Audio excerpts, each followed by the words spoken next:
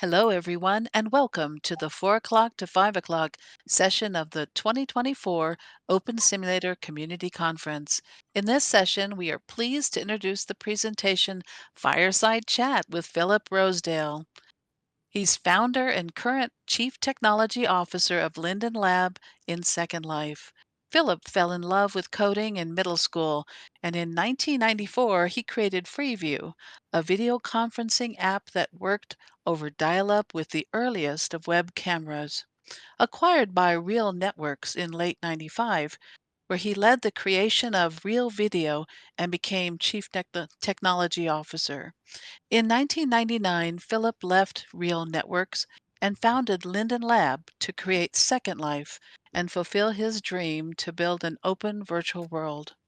After 10 years running Second Life as CEO, he started several experimental new companies, including Love Machine, Works TNet, Coffee and Power, and High Fidelity, a virtual world platform for VR headsets, then refocused on spatial audio, and most recently, FairShare. Mal Burns is host of In-World Review, a weekly news and discussion program mostly focused on the hypergrid, which has been running for over 15 years. Please check out the website found at conference.opensimulator.org for speaker bios, details of the sessions, and the full schedule of events. The session is being live streamed and recorded, so if you have questions or comments during the session, you may send tweets to @OpenSimCC with the hashtag #OSCC24. Welcome, everyone. Let's begin the session.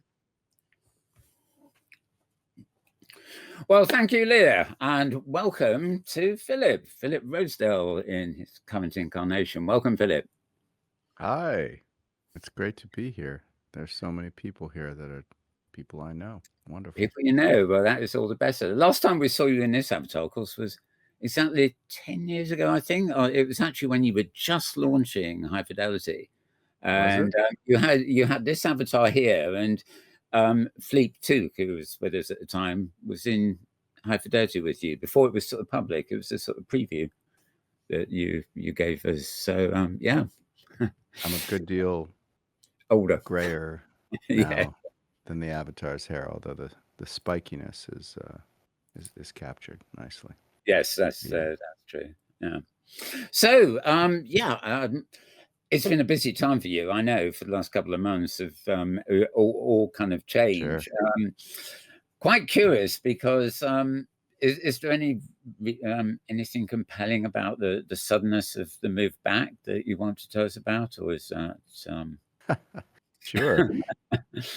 Well, I've been, as I was telling you earlier before we came on, for the last 2 years, I've had a lab that has been graciously hosted by Second Life. So I have been working on a number of different projects, chief among them this thing called FairShare, which is an attempt to, use some of the ideas that were used in creating the currency in Second Life for a real currency in the real world that could help people buy groceries and things like that. And that's been one of the projects here. But yes, as you say, about 2 months ago now, beginning of October, I moved from my seat in the lab area to a new office where I could help run Second Life again.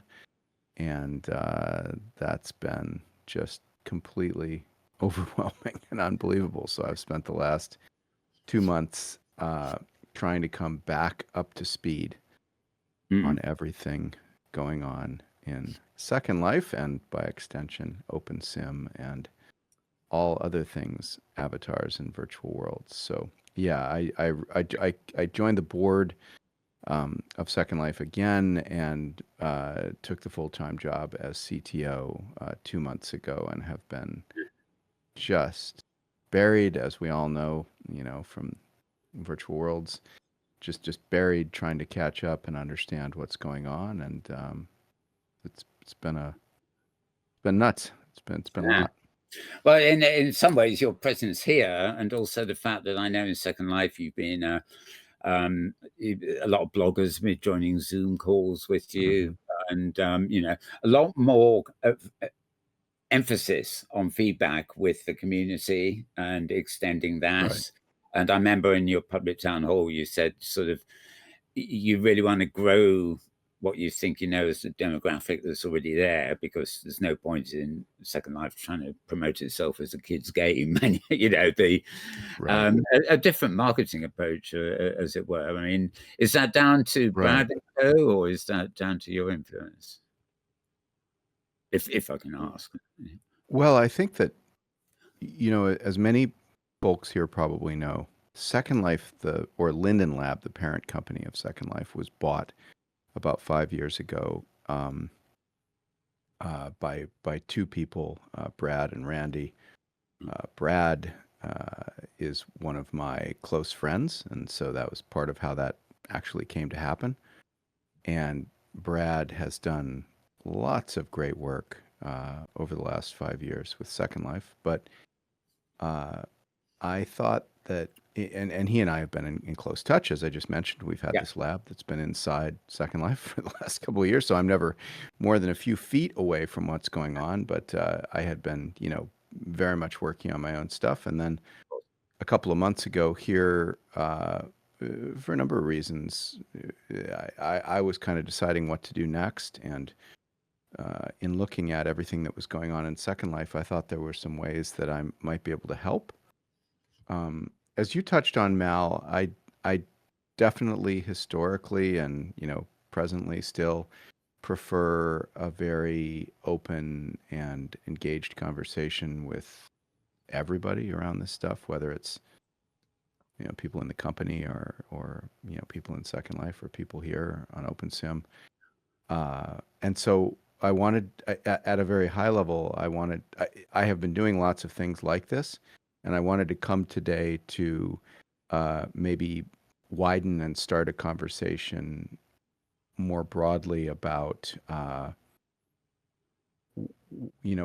what can happen next. Yeah, with OpenSim. I mean, I think OpenSim is fascinating, right? Because it's like an experiment and almost like a different timeline for Second Life, right? It's sort of forked, if you will. It's funny. I refer to Second Life as the high street, and OpenSim as the wild frontier. The countryside or something. Where it's a lot more creative for one thing, and it's cheaper for people to do things. But on the other hand, it's not a commercial enterprise in the same way you've got high streets and the marketplaces and all that. So they are cousin Linden is often the way I refer to it now.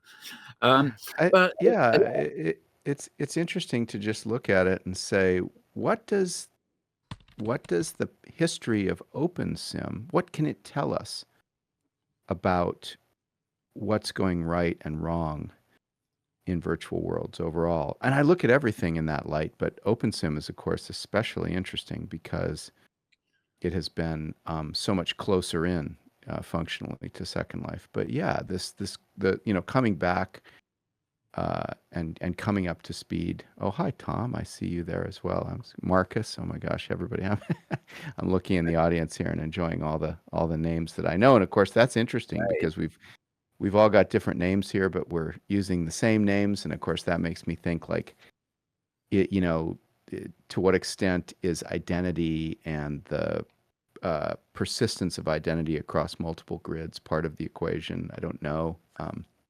But yeah, it's fun to look out there and see everybody's Second Life names or, names that I know well here in this audience.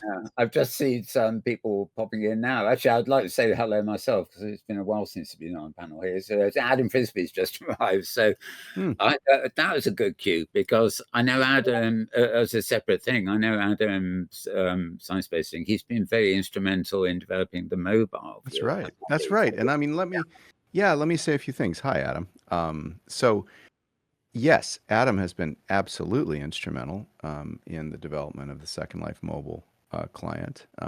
Maybe I could say a few things about that because people often ask questions about it. So sure, and I'm get also them out of the way up front. I'm also curious to know that when it is developed, whether like Firestorm, it would be open sourced enough to be able to be used by OpenSim, for example. But carry on and do tell. Yeah, well, first of all, that's an interesting question for everybody here. Is do people want that? It's an interesting question. I think we've attacked the Second Life mobile client development, in a particular way, and maybe we've missed some things, and we can talk about them here. But yeah, there are a few things going on or many things going on that are interesting on the Linden Lab Second Life side. One of them is one of them is certainly the mobile client. The mobile client is based on a Unity core. So we've, with Adam's help and with Adam's leadership, we've developed an entirely new client that uses Unity as the renderer and also uses an entirely different code base for connecting to the servers. So Yeah. it's a completely ground up rewrite, if you will, of Second Life. As I've said in a number of different forums, the intent isn't to stop using Second Life on the desktop. Anyone sitting here today on their big, wide desktop monitor screen so that they can read all the chat and see the people like I am right now knows that this could probably never work on a phone, format. I don't think I always call it the Black Mirror because I think that's such a beautiful statement. But, using the Black Mirror to peer into Second Life or to any virtual world, I think there are things we'll never be able to do with that. So one of the first things I want to say going in that people often ask is, no, we're not transitioning Second Life to mobile. We're respectful of the fact that many things that people do circa 2024, they do on mobile. And all of those things that they want to do with Second Life should just work. So, for example, if you send me a message, Mal, an IM in Second Life, of course I should get it on my phone. I mean, that's the way people get messages nowadays, right? Yes. Yeah. But if you and I are going to a party or something together in Second Life, and your message was to tell me to meet you at 6 or something, I don't think that there's lots of conditions under which that wouldn't make sense on the phone. So probably not going to be fun to go to a lot of parties on a phone in Second Life. So yeah, one thing is we're not going to stop working on the desktop. If the idea is that the mobile app is a necessary adjunct to Second Life in general. So that's one thing, and it's been hard development. I mean, the work that Adam has done to make the Unity core render Second Life well is just staggeringly cool. I didn't think he could do it. I was kind of watching from the sidelines for the first year or so there, and it's just been a delight to see that you actually can render Second Life pretty well in Unity on a phone, which is just totally awesome. And that's actually being rendered on the phone. It's not, being pixel streamed or something like that. It's on the device, so it's pretty awesome. I love it. I actually tried it, and sort of, obviously there's a limited, the draw distance, for example, is just not working. But, draw distance and the number of avatars you can see is limited. But let me say a couple more things about mobile. We had a great blogger meetup a couple days ago. You were mentioning at the outset that we've been doing more meetings like that, and we showed the folks that are in the blogger community, we showed them some screens of some upcoming changes to the mobile client that are pretty cool.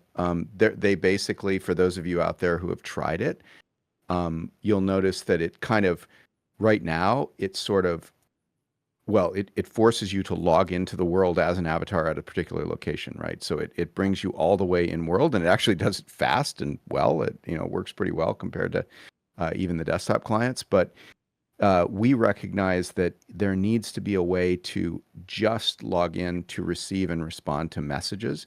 And so we're building this new idea of a lobby where in the next couple of updates to the mobile client, what you'll see is that you will log in first and instantly to a space where you can see messages, events, all the kind of messaging related stuff that you might want without even logging in. And then if you want to, you can log in, and then you can flip flop between the logged in view and the lobby view. So we talked about that a couple days ago, and I think you'll all see some blogs and stuff coming out to give more details. And we showed some beautiful images and stuff from what we're doing. But that is one of the things that we're doing, the mobile app. I think more broadly, and I've said this a lot, but let me say it again.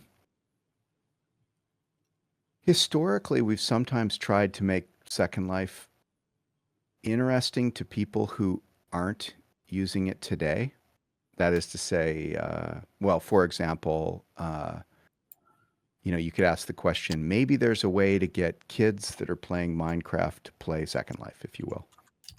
And our take on it, and my take on it, coming back and to be clear about, is that's not the direction that we're going in. We're not trying to we are first and foremost not trying to make Second Life reach new audiences. What we're trying to do instead is make it more accessible to the people that are currently using it. Because I think if we all, if everybody sitting here asked ourselves, Second Life is definitely not for everybody, right?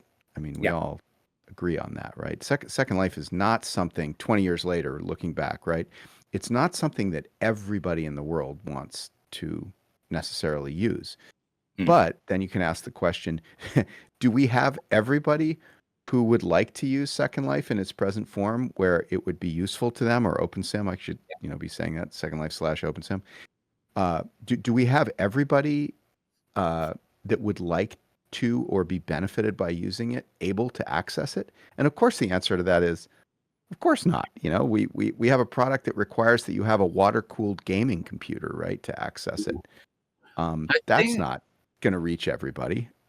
So that the kind of approach that we're taking right now is to say, who is it that's actually using Second Life, and what barriers are we putting in front of them to be able to use it the way they want to use it? I think one of the main things about any mobile client, but and by the way, I on Windows they don't make it anymore, but I've got an app called Radagast, which you may remember.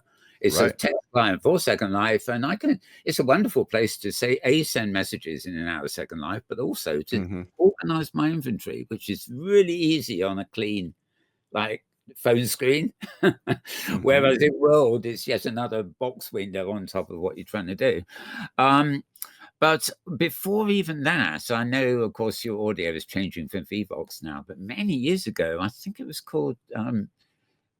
it was, I can't remember whether you were still at the lab at the time, but Vivox launched a sort of text client for Second Life, and the beauty of it was you could have it loaded on, a very lightweight sort of text client. You could send messages, but you could load it with your avatar and load the real world, the real virtual world with your own avatar too. So you could have a simultaneous login with the text client and the main client.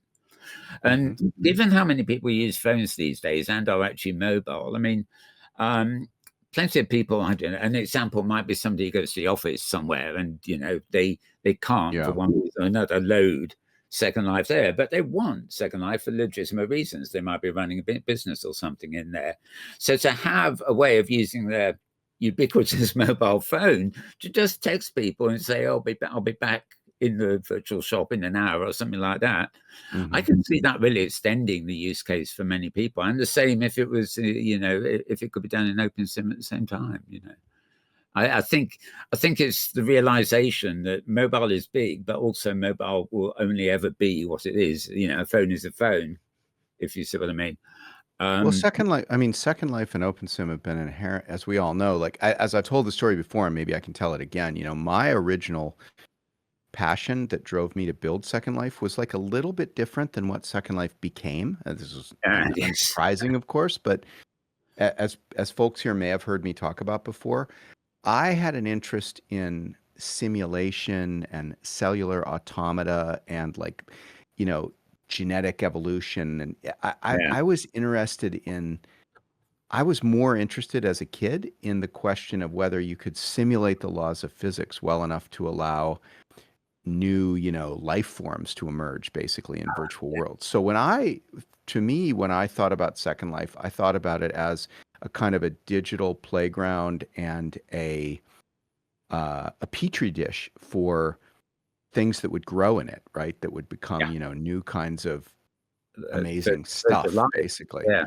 And then as people came into Second Life, as we got it up and running, the first 20 or 30 of us, that worked together to get Second Life launched, it was obvious that there was this hugely important social, emotional, personal experience of being there as an avatar and defining yourself and defining the relationships that you had with other people in the world. Yeah. And so I got really interested and drawn into that. And I would say my own career and my own personality and my own interests and skills, have been influenced by the fact that everybody did something a bit different with Second Life than what I was originally imagining. That in itself is strange, because you literally created a sandbox, didn't you? And the users ran with this, and that it has always been same with OpenSim. The world is provided, the system is provided, but it's the users who've actually made the thing go. There's no. It's like in a game, somebody's authored it, and you have to follow the rules of the game, and you proceed through that journey. Whereas with Second Life and OpenSim, you get in there, you do your own thing, to quote, use an old quote. Yeah. I actually had a couple of questions that were sent to me earlier, which is, one is from my colleague Joseph Ember, saying, thinking back to the early days of Second Life, it opened doors for a new kind of creativity for thousands of people who had never thought of making things with prims or indeed learning 3D modelings. It offered a level playing field for people to explore and hone their artistic skills and launch many unexpected careers. Could you talk about how it feels to have that legacy? And did you and your team intend it? Intend the level of amateur talent that has been born out of people's experience? So, well, it feels. I mean, it feels great. Thank you for that question and comment. It certainly feels good to have built something that enabled so much creativity and so much, as you say, like new careers. And I can remember my own story. I remember, I'm trying to think if I can remember the name of the avatar, but there was someone in the earliest days of Second Life who came to me and said that she was it was so interesting. She was a violinist, I think, in a philharmonic. So she was actually a serious musician in real life. I think she was in the UK. And she told me that she had stopped performing as a musician because she had become an architect and had actually gone back to school formally to become an architect. And that what had gotten her to do that was Second Life, was that she was able to explore that aspect of her creativity, right? The manipulation of 3D structures so richly in Second Life that she switched over and did what, at least at the moment when she was telling me, felt like a more true calling to her. And so I think that is just that's just awesome, right? I mean, to have to have created a sandbox, as you said, that enabled her to transition from one career into another is just amazing. I couldn't be happier to have worked on that. I think that and I think, as others again have heard me say, I think that Second Life, in its creativity, in its diversity, in its ability to make people actually get along with each other as avatars, as opposed to the sort of negativity that we see in social media. Second Life and OpenSim and virtual worlds have been a kind of an alternate possible timeline for the internet, for social media. Like looking back now at, I mean, given that we're all in the middle of this extremely concerning set of political and social questions around what did we do? My God, what did we do with social media, right? Like, have we created a world in which authoritarian governments are going to triumph because they're using the internet to do what they do? It is astonishing how the ideology is just flipped to become a machine control. And so I think that Second Life stands out, and OpenSim, it stands out as a counterpoint, right? That says, wait a second, being online doesn't mean being worse to each other. It can mean being better to each other, right?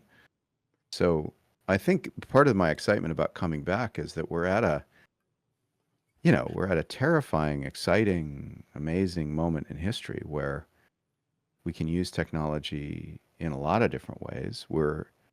I think most of us have got the blinders off now. Like, I think we realize that technology can be used for harm and for help, but both equally. Yeah. It's not just always a good thing. I'm not Mark Andreessen saying that, you know, what is it, techno utopian optimism or whatever. I wrote a lengthy essay about that. If you look up my You're Substack right. writing, you'll Yeah, so see that me wasn't saying, it? I think what I wrote is I said, technology is not a religion, people. Yeah. We should not worship technology. It will not save us. It is not waiting for us to die and, you know, put us in a better Yeah, place.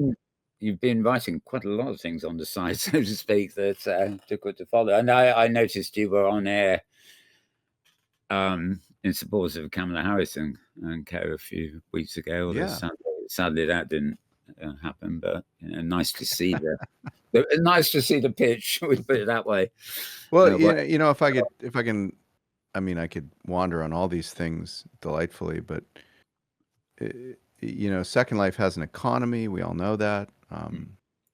I wonder how the economy has gone in OpenSim, and I'm sure there are things to be learned about how the economic you experiments that have happened in OpenSim are somewhat different than Second you Life. had I know they're.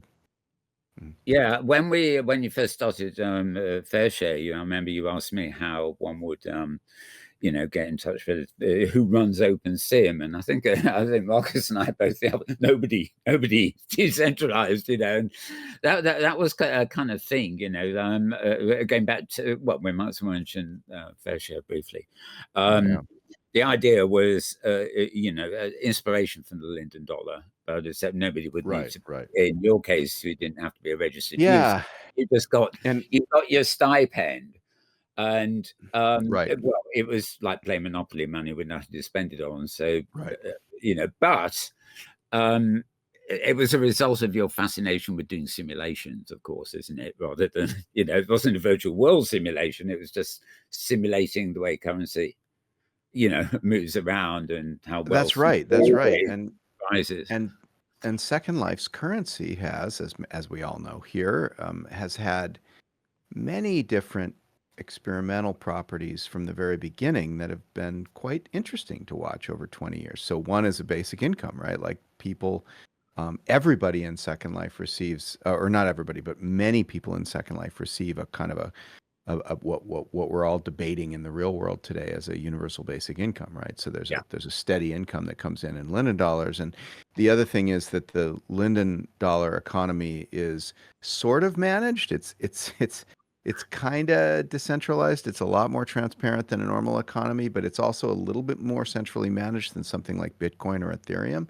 yeah, And what we've learned from that is that there are ways to regulate economies that have a generally good outcome for everybody that's using them. And I believe that the fact that we've always had this basic income in Second Life has been one of the things that has created a lot of economic opportunity for people. And I think that we are at a point in history right now, particularly I can speak more to the United States because that's where I live, mm, where we have really screwed ourselves over by allowing wealth inequality to get completely out of control. So the big yeah, problem in the United States, and this is my editorial perspective, but I think the reason why the U.S. is teetering at the end of democracy right now is more than anything else, not certainly not the only reason, but more than anything, it's because the opportunity to make it there, if you will, mm, has gone away. It was an opportunity 20 or 30, 40 years ago, but it's not nearly so much of an opportunity today. And at the yeah. core of that is economic inequality. And so I'm very passionate about that topic. And I think Okay, that, you know, out of curiosity, do you think part of that is educational inequality too? I do. I do. I Yeah, think you're right. Yeah, if you kind of look at the whole stack of things that happen to create opportunity in a society, you're right. One of them is education, another one's healthcare, another one's yeah, income. You know, there's a lot of layers to that cake. But I think, you know, I think the United States is obviously like Second Life. The United States has been a very bold experiment for the last 100 years in taking a radically kind of market-centric approach, right? Like the idea is there's no safety net. You got to make it on your own. You might starve in the streets, but you might become a billionaire. And we've learned a lot from that experiment. Yeah, or president, right? Or both. And I think we look to America as the ultimate something, and I'm not very sure what the something is. I mean, it's just, in some ways it's as bad here in the UK, but we were lucky that we ended up with a government that really wasn't at the extreme. But the undercurrents are still there, the inequality and things. It's and you keep thinking, well, 4 years down the line, well, everybody's saying the new government does nothing. But as you say, the whole world is in this sort of cost of living turmoil and things. But that brings another issue to my mind, which is the nature, the tribal nature of things, forgetting the financial success of Linden Lab and things like that. You've got a lot of communities in there, just as we have vast numbers of communities that make up the tribes of OpenSim, if you like. But I tend to sometimes think that OpenSim generically and Second Life generically, if you like, are tribes in themselves. They're very niche corners of the internet, the online world. But maybe that is actually an advantage because it's like a needle in a haystack. If you're experimenting with things that aren't necessarily going to be approved by dictatorial governments or something, then you're sort of secure by being a niche. You can there's enough of a community there to progress in things without being something that's so loud that everybody takes notice and says, "Oh, TikTok, ban it." Are you with me with my thread there? Well, I think there's a lot to be said there. I think one observation is that the best of online communities have sometimes been that they are a fusion of many different niche communities. When I look at one of the things I've said a lot lately, I was just saying at this blogger meeting that we were having, is my inbox, my Linden Lab inbox, is filled with emails that go something like this. Email 1 says, Philip, thank you for Second Life.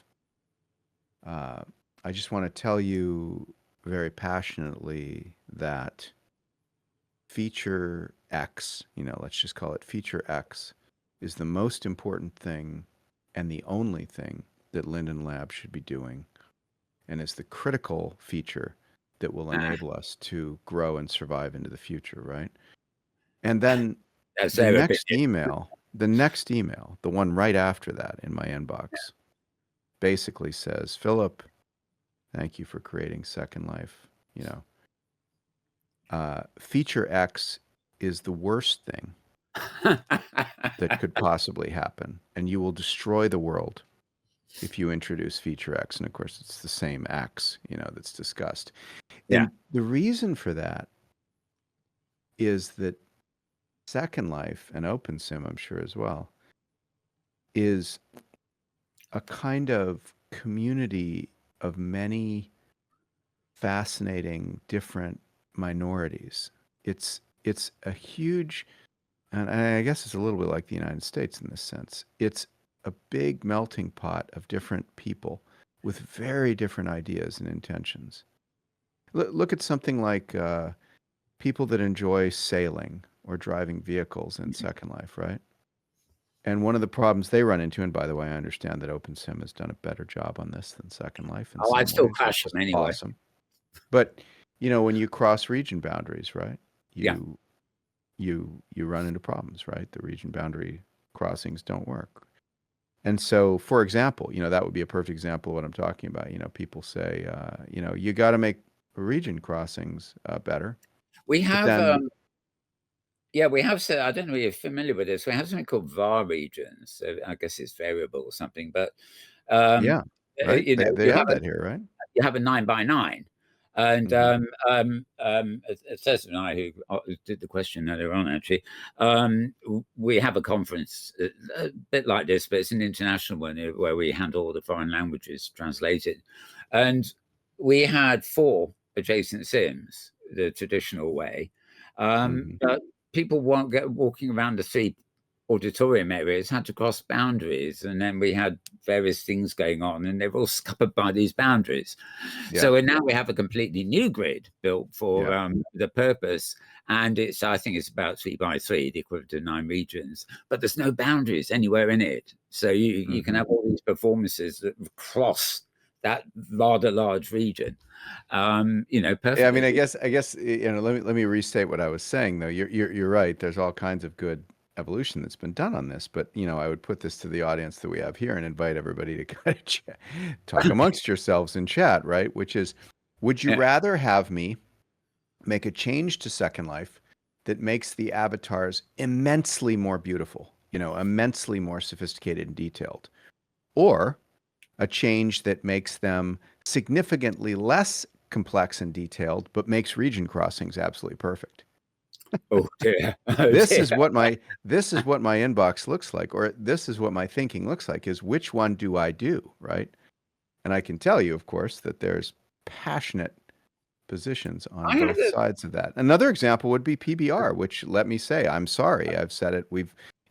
Hopefully many folks here have probably gotten emails from me about this in the last couple of months. We made a mistake with the introduction of not just PBR. It's a broader thing, as anybody, if any of the graphics team are here in the audience, they'll start shouting at me and say, no, that's oversimplifying. But basically, right, we made some changes to the rendering engine over the last year, and this is one of the reasons that I'm back, that didn't go so well. They caused performance problems for too many people on the low end on the machines. And also, some people didn't like the way the changes looked, right? And this was another example of my inbox, right? I mean, half of the people are saying, move forward. We've got to turn on these new graphics changes all over the grid. And the other half of the people are saying, my God, it's horrible. Roll them all back. So, it's a difficult thing with all these different communities, but all these different communities are part of what makes Second Life just so completely fantastic, right? Roblox, for example, is an amazing world if you like 12-year-old boys, right? I mean, if that's what you want to.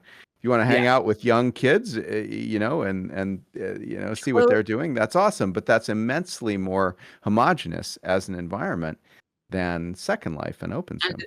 And of course, ever since, I'm obviously no spring chicken, but when I came to Second Life, I had no history, but I think I played Myst, when it first came to the map, but not gaming at all. To me, the virtual world was immediately something else. Sure, the background technology related to, a game engine type of thing, but I didn't think gaming, so comparing it to the Robloxes and Minecrafts and things, I know they've got their redeeming features, but to me, it's very separate. Second Life or OpenSim are just, for example, I can come in and, as you know, I can reset prim, right? And I can have people around me, say 6 people meeting with me, each from a different corner of the planet. And I can give permissions on that prim to somebody next to me, just one prim, and I can ask them to mangle it into a certain shape. And then we can give permissions to another person in the group so they can actually texture it. And I'll go on, but there's this sort of chain there. And I've been around all these other virtual worlds, as I've met you in a few of them, checking them out. And that's one thing none of them, apart from Second Life and OpenSim here, offer. That one specific thing. It's collaboration to that extent. But I'm just. By the way, let me just say, Mal, that you're baiting me with one of my favorite topics, but I do think that Second Life has focused successfully, and in a way that almost nothing else has, and I mean this, the whole internet, on collaborative building with other people. The fact that you create reality together with others here, in many cases, people that you didn't know, is just insanely cool. If you ask me for a legacy, what I, on my deathbed would look back on and be like, that was super cool. I think the fact that I built something that enabled that kind of collaborative creativity with others, often strangers, is Yeah. just like, that's what makes me delighted. That's what gets me up in the Yeah. morning. That's what keeps me coming to work. Hey, that's wonderful. I need to I, interject for just a moment because you have questions from the yes, audience. They're so have excited I about what here. you're saying. Please, So let's this do We got them. about th 10 minutes for questions, so Yeah, let's okay. no, no, dive This into them. go. Yeah. question comes from Beck Janice, and she asks, would Linden Lab see a future where Linden dollars might be made available as a fungible currency to OpenSim? Oh, Does dear. the recent changes with regard to the sale of Tilia make that harder or easier? Oh, interesting. That's a great question, Beck. I don't think it makes it, and hi, Beck. People, I said I'd do at the beginning. I didn't know, Beck, if you were going to make it here. You're glad to see you here. Um, I think that, um, yeah, when I think about cross-connecting grids and worlds, Mm. identity and currency are two very important connection points, right? And Yeah. we don't presently have either one of them connected. One of the questions I had coming here for this group was what would what would move us all forward? And so the question, so what I would say to you, Beck, is I don't think that the Tilia stuff is a first order concern. We can do, we can probably do whatever we want. The question is more, what do people want? What would make sense? And I would say cross-connecting currencies and cross-connecting identity are the two, and then content, right, are the ones that come out of that. And I know, let me just say before everybody starts typing and says it, I recognize that intellectual property protection is a critical part of that conversation because, as with so many things in the technology world, broader than just virtual worlds, you have to always strike this point of balance between intellectual property protection to enable people to have real businesses around digital content and making things sufficiently open that you see 1,000 flowers blooming. I think it's better to concentrate probably on small steps, if you like. I mean, I can imagine, for example, let's say people paying with PayPal or something in OpenSim would have access to, say, the Second Life marketplace, and Linden Labs marketplace could deliver something. Obviously, copyright comes into OpenSim, but it will be coming from the lab, and um, people would have to pay for it like they do in Second Life, but it might allow for things to come here. But I think the communication thing is the main thing. If people could, if you have a group, a messaging group, for example, SLers in OpenSim or something, where you could message your friends across those platforms. We can sort of message across different grids here, but not Second Life. It's always the stumbling block. How do I hypergrid to that? Sorry, you can't. You got to go and load another client. But I mean, It's interesting, by the way, to wonder about what's kept all of these grids, Second Life, OpenSim, what's kept all of them from growing. It's interesting, because OpenSim has pursued different strategies and different technologies and different marketing and different everything than us. And so this is one of the things that I'm fascinated by. But in looking at the comments, by the way, I feel you with the idea that a non-monetary culture is interesting as well. I'm reading the chat here, and I think that's a general statement. But maybe we should take a few more yes, questions from the audience as we were. People are comparing the cost of OpenSimulator to the cost of the labs. So, yeah, I've got a couple of other questions, but Leah, are there any more that you particularly out quickly, because we're running out of time, I'm afraid. Yes, I'm looking through the list. Lisa Laxton asks, open sourcing the client viewer provided SL with labor that benefited Linden Lab and Second Life. Can you open source it? The viewer? I thought it We've was open sourced the already, viewer. Maybe the server or I've heard the server mentioned, and I've heard the mobile client mentioned in this conversation. those are two different questions. This open sourcing the server was already sort of, in some sense, done with OpenSimulator, which was a kind of a reverse engineering of the Second Life server, which has proceeded apace and worked pretty well. Going back to that IP protection thing, the difficult question of to what extent you want to protect people's control over their own content is obviously very material in the question of like open sourcing the server side of the thing. And so I think that's I'm not sure exactly how to answer that, but I'm delighted to keep having conversations about it. We believed in open sourcing, and I think open sourcing was one of the things that gave Second Life a lot. But it's also one of the things that has been tricky because we've had I think, and again, this is an editorial statement from me, but I think that the general progress of open source has been in some cases to increase the complexity of the world by adding a kind of almost fractal progression of amazing new capabilities. And that has the benefit that it kind of gives everyone individually the capabilities that they want. But then it has the downside that it makes the whole thing way more complicated. Like I'm coming back now after 15 years away, and I've been doing this. I'm going to put up a new video soon. I've been doing this video series of like me hanging out with a bunch of people in Second Life, trying to give myself a new avatar. And I knew it would be almost impossible to do it. Like I knew that coming back, knowing nothing, that it would be almost impossible for me to make a new avatar.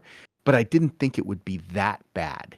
Like the difficulty of modernizing my avatar was even way beyond what I thought it would be.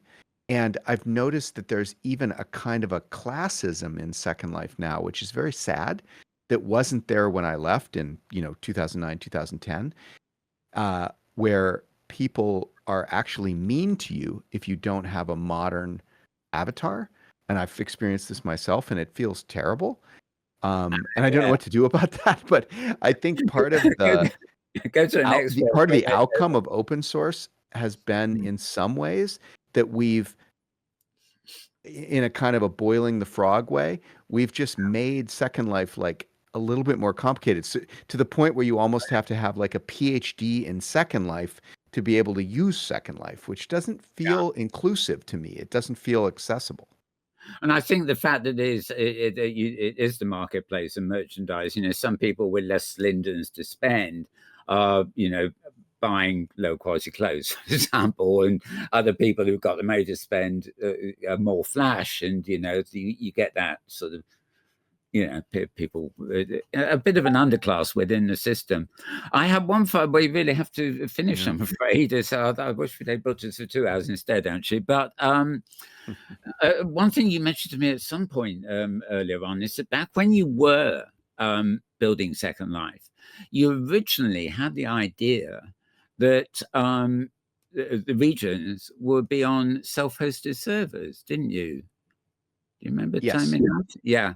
And that's, of course, especially in OS grid, which is one of the grids here, which is like a whole combination of hosted regions. I mean, do you think that anything like that would be introduced into Second Life at some point, or made compatible with what we do here? I know. Well, let me say two things about that. One, confirming what you said. Yes, the original design of Second Life and the Visio documents and stuff that I made at the time had the. Oh, actually, I should say SETI. I know folks here know SETI, right?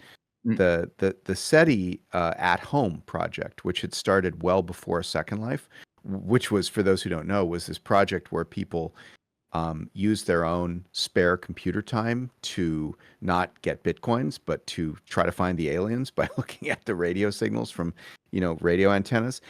Yeah. That project was an inspiration to me because I saw that SETI at home and I said, oh my God, this is so cool. If there's 5 million people that are using their computers to look for aliens in radio signals, certainly we can get those 5 million people to run Sims in Second Life. And that was one of the original ideas that really drove me, was the idea that everybody would run the host computers themselves. And I think that, yeah, 2024, we're actually in a place where not only could you host a simulator on your computer, for that matter, you could probably host it on your phone if it was plugged in. Like if you were asleep and your phone was plugged in, we probably could run a server on your phone, right? Which is pretty Yeah. amazing. So I think that there's a lot of opportunity to, yes, more fully decentralize virtual worlds in the way that I imagined when I started.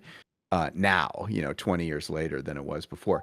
That said, there's some complicated things. One of them is that the world, if you make the world as big as everybody wants it to be by hosting their own machines, it becomes way too big to find anyone in it.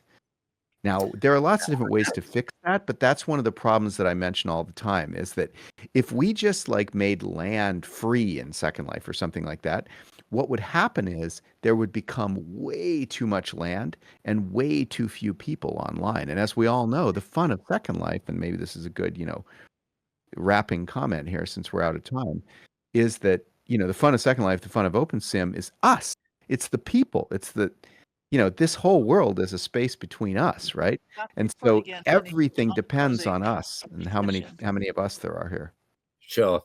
In many ways, that's what the hypergrid here, which we haven't mentioned, is all about. It does actually connect a lot of individual servers. I'm about You to know. put on the recording.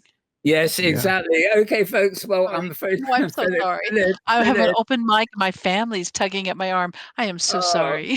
okay. Well, Philip, Any Philip, last thoughts? it's been absolutely great to have you here. I'm just sorry we're limited for time. It always happens that way, and I'm really pleased you're able to come here, particularly, Open Sim. Yeah. I mean, the other thing I would say is, you all know how to find me. I get more emails than I can answer, especially right now in the last few weeks, but I will try to answer them. And if you want to reach out to me, I'm Philip at Linden Lab. So you can reach out to me for further conversations that way. And I would love to explore more collaboration with OpenSim in the future. So Wonderful, it's a wonderful. pleasure to be here. Okay, well, thank you. And well, that's it, folks. I hope you've enjoyed our chat. Thanks, everybody. Thanks, Mal. It's good to hang out with you. And thank you, And Philip Leah. Yeah. Rosedale and Mal Burns, for that wonderful presentation. As a reminder to our audience, you will want to check out the conference.opensimulator.org to see what is coming up on the conference schedule. You won't want to miss our next session, which will be again at 5 o'clock p.m. in the keynote region, and it is entitled Play It Again, Enhancing Replay in Virtual Essential Newborn Care through Random Levels.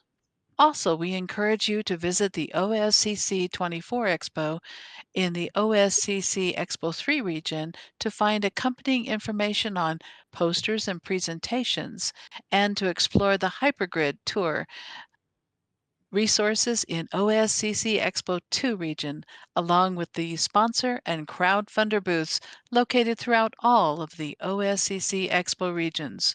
Thank you again to our speakers and the audience. Thanks, everyone.